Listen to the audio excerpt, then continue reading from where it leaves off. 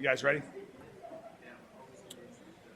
Good morning, everyone, and thank you all very much for joining us today as Louisville gets moving again today on Tuesday. Today will probably be our last daily briefing about the recovery efforts from this winter storm. However, please know that the work will continue and will continue to keep you up to date. But I want to start again by just thanking everyone across the city. Thanks to the community for listening to the warnings and on Sunday and Monday staying off the roads. A giant thanks to everyone on our snow team and every part of Metro government and other partner organizations and other government entities that have been working literally round the clock, putting in incredibly hard hours in frigid temperatures away from their families so that our city can get moving again and that everyone can be safe. I'm pleased to report this morning that our main roads and our thoroughfares are passable, and we've made significant progress on our efforts as Louisville gets moving again today. With respect to our snow routes, Louisville Metro government snow routes, all of our routes have been plowed at least 4 times, some more. Our routes are in mostly clear and passable shape. Although we do want to urge everyone, if you're getting back out today, please use caution, particularly at intersections. You need probably to make a wider turn than usual, and people should continue to travel incredibly slowly. The contractor that we brought in 10 extra crews from, we have extended them for one more day. They will continue to be working with us through 10 a.m. tomorrow morning. So we've got 24 more hours with an additional 10 crews working. So our snow routes, as I mentioned, the 2,750 miles, the 111 snow routes that you can see online, those are passable at this time and are in good shape. We'll make one final check of those today. As I mentioned yesterday, we've been doing extra routes as well beyond those snow routes, thanks to the work of this contractor. I do want to clarify, though, our approach to the extra routes beyond the snow routes. We're focused on 4 primary areas. Are the roads around a major medical center? Are they around a school? Do they assist with public transportation? And is it a major employment center? So, for example, we've done some extra plowing around Norton, West Louisville Hospital, around the LuMed District, off of Bluegrass Avenue near Mary and Elizabeth, around Dutchman's Lane and the complex of medical hospitals in that area.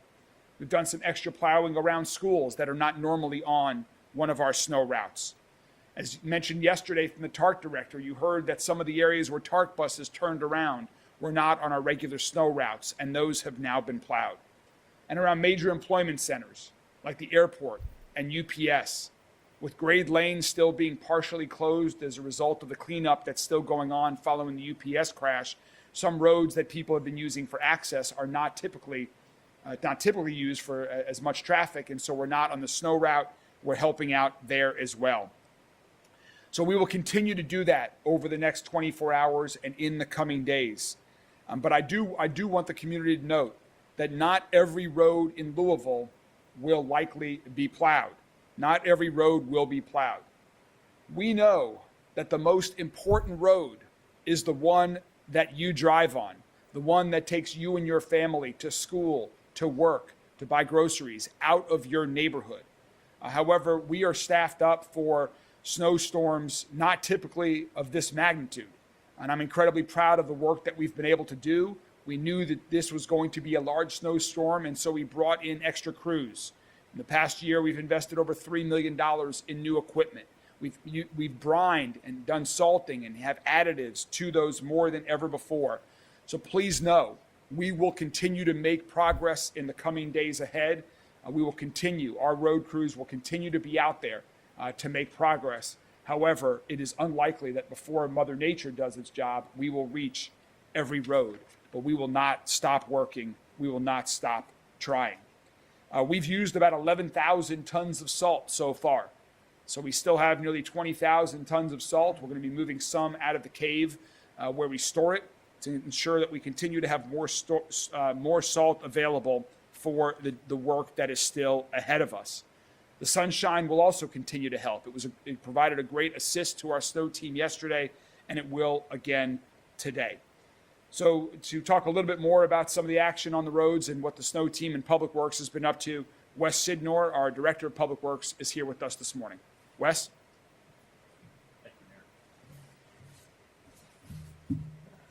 Thank you, Mayor.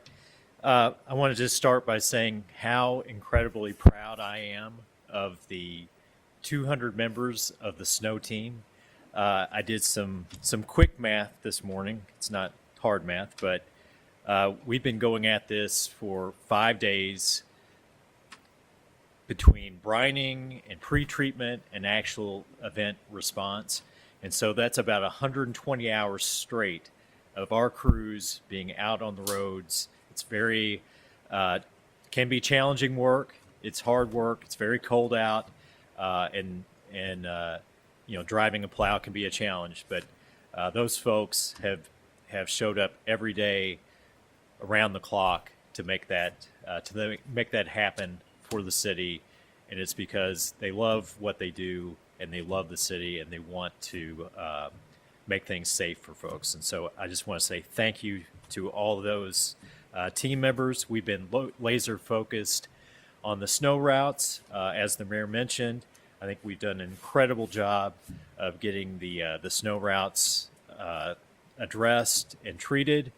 One of the things that we are going to try to do today is basically a blitz of roadways like Dixie Highway and some of the big arterials where we will line up in an echelon. You'll see the state do this at times where we'll line up 4 or 5 trucks in an angle and just hit that section of roadway from beginning to end and try to knock that off the list and have that close to done. Also, some of the intersections have needed cleanup. We're doing that where we've plowed and some of those side streets that need to get access to those streets that we plowed. We spent a lot of time last night doing that. And then the mayor mentioned resalting. We're doing some of those activities today to replenish our domes. We have plenty of salt in storage, and we're also working on a reshipment of salt to Metro. Just close on this. Again, thanks to the team. I'm fairly new in this job, but I have been so impressed with the professionalism and the hard work and just the long hours and the dedication to get this job done. And so to those members, thank you. Thanks, Wes, to you and your team. Again, even if the roads are clear, when you're turning on off of a main road or off of a plowed road, you will have to probably make a wider turn than usual. And also there still are some slick spots. So just because a road is clear, don't speed up. Please continue to use caution throughout the day. Also, that's the roadways, the sidewalks. I want to reiterate something that we also talked about yesterday. The clearing of sidewalks is the responsibility of the property owner immediately in front of the sidewalk. So we want to encourage everyone, if you have a sidewalk in front of your property, please help clear that sidewalk as well so that people can walk on the sidewalks, not in the streets. That will also help everyone's safety as well. TARC is back in service today. All routes are currently operational, and so we're pleased that TARC is back running again.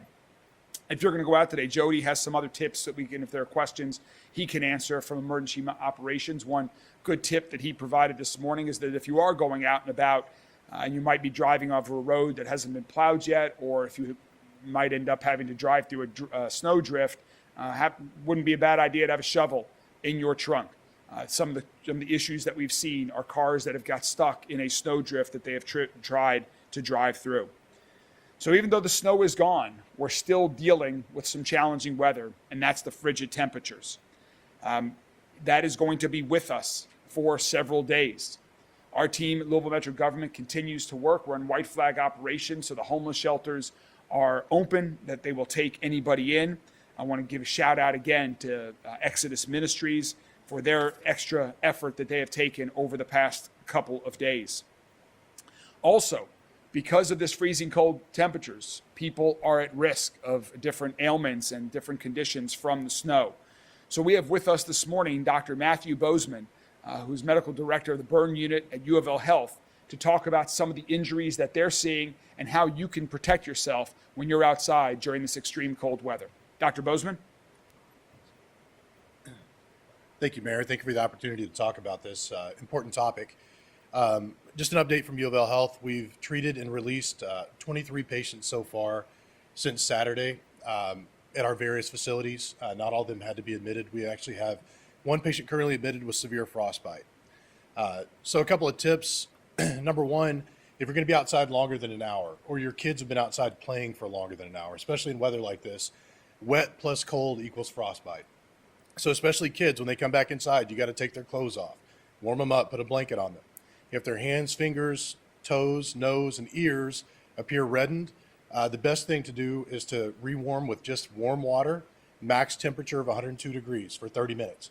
If after 30 minutes, there's either you or the child is still having numbness, increasing pain, starting to develop blistering, or even blackened skin, which is kind of the worst degree of frostbite, then they need to be seen, and you can bring them to U of L and we'll take a look at them. It's important to rewarm and not re-injure yourself. So if you do develop frost nip, which is kind of the reddened fingertips and things like that, stay out of the cold, because basically it is the water in your body that is freezing, and having a second go of it makes the injuries worse. And so that's kind of a general update from U of L Health. We're here all the time. Give us a call or come see us if you need to be checked out. Thank you so much. Thank you.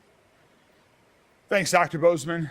Folks at all the hospitals continue to also work 24/7 in conditions like this, and we're greatly appreciated to the work that you do as well.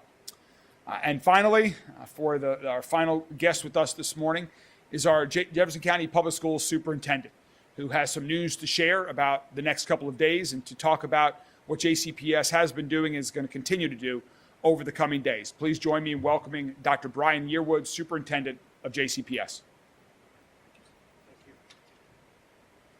Good morning. Well, we've been busy. We have about 22 plows out, about 2,700 tons of salt out there trying to make our roads, make our parking lots safe. Custodians are out working, clearing things out. And I especially want to thank the mayor and his team for the support he's shown to the safety of our 93,000 students by helping to keep the roadways clear. We are now in NTI days. Wednesday and Thursday will be NTI days. And what does that mean? It means that students, you get to put down your snowballs and you get to open up Chromebooks. You get to do a bit of learning because we want to continue the educational process. It's very, very important that, during this time, we don't forget about learning and making sure that our students are engaged with the academic environment. So again, those Chromebooks, we have a one-to-one initiative. They should have gone home with you, and there are preloaded lessons and things on there that you can do. And parents, we ask that you have students open up those Chromebooks and get to work and engage in the academic environment. It's going to be very, very important. So we talked about Wednesday and Thursday being NTI days, so there should be some learning through Chromebooks. We will recalculate for Friday. We're looking at snow, we're looking at weather conditions, wind temperatures, and things like that, because ultimately we want to ensure that our students are safe, whether they're riding to school, whether they're at bus stops, it doesn't matter. We want to ensure our environment is safe for all children. So again, we'll be making decisions about Friday, no later than Thursday. Thank you all, and again, thank you, Mayor, for your dedication and especially for promoting the safety of our citizens and our students in JCPS. Thank you, sir. Thank you very much, Dr. Yearwood. And before we turn it over to members of the media for some questions, just a few additional announcements. Garbage collection is resuming today for folks who live in the Louisville Urban Service District. Recycling is not yet beginning again because the recycling center is closed. Also today, I want to remind everyone that if you need a warming center, if you need a place to charge your phone, or if you want to just go to the library, because libraries are wonderful places to go on snow days with JCPS in particular, we do have some libraries that are open today. Western, Newburgh, Highlands, Shelby Park, St. Matthews, the Northeast Regional Library, the Southwest Regional Library, and the South Central Regional Library are all open. And additionally, we have 5 neighborhood places that are open today as well. You can find all of that information on louisvilleky.gov. And starting tomorrow, Louisville Metro Government, The entire Louisville Metro government will be fully operational at its normally scheduled, normal times again. So all libraries will be open, all neighborhood places will be open, community centers will be open on their regular schedules. Again, all of that is on online at louisvilleky.gov. Before we get to questions, just one final thanks to everybody. It's not only the 200 members that are on the snow team, but it's hundreds and hundreds of other people across Louisville Metro government, from Kentucky Transportation Cabinet, from other home rule cities around Jefferson County, from organizations, medical professionals like Dr. Bozeman, so many other people that stay at it 24/7 during extreme weather events like this. And I'm so incredibly grateful to everyone's effort to supporting each other, to supporting our neighbors. We did, once again, what Louisville always does. We stepped up to help one another. We heeded the warnings, and Louisville is moving again today as a result of all of this great work. So thank you so much to the entire community. And with that, I'm happy to take any questions from members of the media. Mayor, when it comes to 311 calls, should people go up the area? Is it clear if they can't get out or if they need help? And then just in general, what kind of calls do 311 been getting over the past 3 days? So the question was about 311. If people do have a specific request or need, they should definitely call 311. 911 is for emergencies, but if there's a non-emergency need, we definitely want to know 311. You know, we have received a lot of calls about certain streets that are not plowed. Just because you call 311 will not guarantee that your street will be plowed. As I mentioned earlier, we've about done with our 111 snow routes. We're now focused on those next tier priority levels around medical districts, around schools, for public transportation, major employment centers. We will continue to expand the universe in the coming days as we can, but calling 311 will not guarantee it. But if there are other needs, we certainly want people to call 311 so we know what issues we have to deal with. For the mayor or Wes, would there be a point where you plow the snow that's been plowed to the side of the roads, or you just gonna wait for that to melt 2 weeks out? Wes could join too, but I know we've talked about this issue a little bit. At intersections, for example, over the last 24 hours, the question was about when snow gets plowed and it makes big piles, are we going to plow that or wait for it to melt? I think the answer is it depends. At intersections, for example, we've made great progress over the last 24 hours clearing some of those areas, but Wes can. Yeah, the only add to that from the mayor is that there are maybe some situations with on-street parking that we are evaluating right now. And obviously, like I said, we spent a lot of time last night looking at the intersections and trying to clean those up. So even if your street's not getting plowed, that you're not having to drive over that berm to get to the main road. I do want to remind also contractors, if private contractors are plowing private property, please do not plow it onto our streets. That doesn't help anybody. So please be courteous of all the other work that has come before in the streets. We will definitely need help from Mother Nature, though, to get rid of some of those big snow piles. You mentioned clearing the sidewalks is the responsibility of the property owner. To those that need to walk in those areas that haven't been cleared yet, is there any advice to those people? My advice to folks is to use caution when they're out and about, in a car, for all the reasons we've stated. If you have to walk, and we want to encourage people, use this opportunity today to clear sidewalks in front of your property. It's part of being a good neighbor, and we've seen so many acts of neighborly kindness. This is one more thing that people have a responsibility to do, and we hope they do to help others. Mayor, has your office gotten any reports of weather-related deaths? The question was about any weather-related deaths. To my knowledge, there are no weather-related deaths within Louisville, Jefferson County over the past several days. Are you aware of any, Dr. Bozeman? Dr. Bozeman's not aware of any either. So we're not aware of any here in Jefferson County. And my understanding is there are at least one elsewhere in the state, but not here in Louisville. Police-related questions, they're not here, so I asked Jody, is crime down? Crime calls down? The question is crime calls down? And can you talk about 911 calls in general, maybe? Yeah, in general, our 911, and the question was about crime-related calls. In general, our 911 calls are down. So that, means that people aren't out and about and they listen to the warnings that, that we gave and the advice that we gave. So we can get some more specifics about that and get it to you. Mayor, I've got a question regarding UPS. So in his earnings report, UPS personnel announced that it's retiring from the 11 fleet. First, can you just give some reaction to that? And then second, you had told us previously the city expects to be reimbursed for costs incurred as a result of the crash.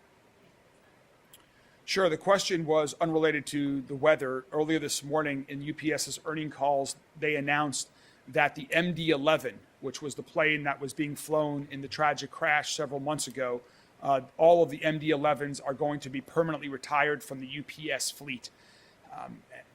My reaction is I see that as a positive step forward. If there's any question about safety, the planes should not be flying. And so I'm no expert in this area. I trust the expert, but clearly UPS made this decision with safety in mind, and I applaud them for putting safety first. And in terms of the reimbursement, you also asked about the city's reimbursement. Jody and his team, he's working with lots of the other agencies that have been doing the work. Jody and his team are spending tons of time also still out there at the crash site. We provided an update recently in some of the work that's going on with respect. Probably the last major project out there relates to clearing out that basin. And so we're still tallying all of those numbers, but we have a process in place. And as soon as we have more information on that, we'll certainly share that with the public. But there's no update on the reimbursement at this point in time. But we still expect to be reimbursed. Sorry? Months or weeks? What's the timeline on the whole reimbursement? Yeah, it still doesn't know. Yeah, I think we're waiting until we have a final number and then we'll process. But we've had conversations with others about that process. Any other topics beyond the weather while we're talking non-snow?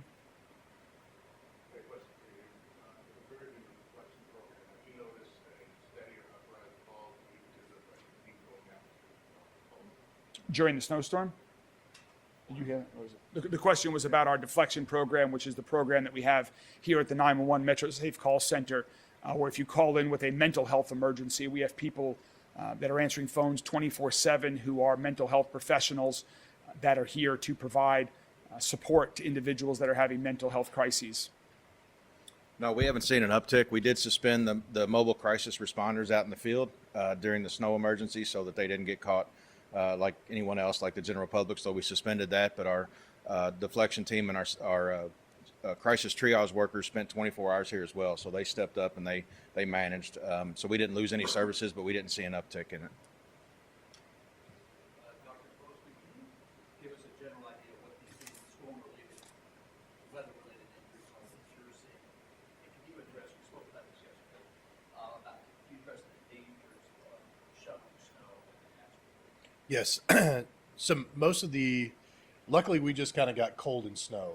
Like we weren't south enough, like Nashville and places further south where there was a heavy icing, where there was massive numbers of car wrecks and tree branches falling and actual crush trauma style injuries.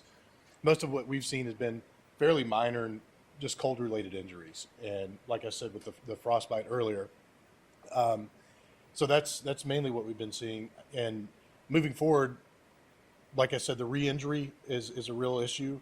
If you've had some mild frostbite a couple of days ahead of time and you go back out in it, you are at increased risk for tissue damage and loss. And so we really encourage people, if you get injured once, let us check you out and make sure that you've got the right equipment and things like that to protect yourself in cold weather like this. Do you see an increase in chest-related injuries, heart attacks, things like that? Yes, there hasn't been any in Kentucky, but further south from here, we were just in the briefing meeting. I think there was reported 2 people had cardiac arrest in other states with shoveling snow. It is definitely not the time to go out and do the first physical activity you've done in a long time in shoveling snow. It's actually very heavy, and it's a classic thing in the more northern states for people to have heart attacks while they're shoveling snow in their driveways. So if you need help, ask for help and stop if you start feeling any type of symptoms. All right. Well, thank you all very much. We appreciate you all helping to get the word out. Again, this will be our final daily briefing on our recovery, but the crews will continue. The work will continue. We'll continue at it, and if you have any other questions, continue to stay in touch with us. We'll continue to keep the community informed through the media and through all of our social media channels. Thank you so much, Louisville. We're ready to get you moving again.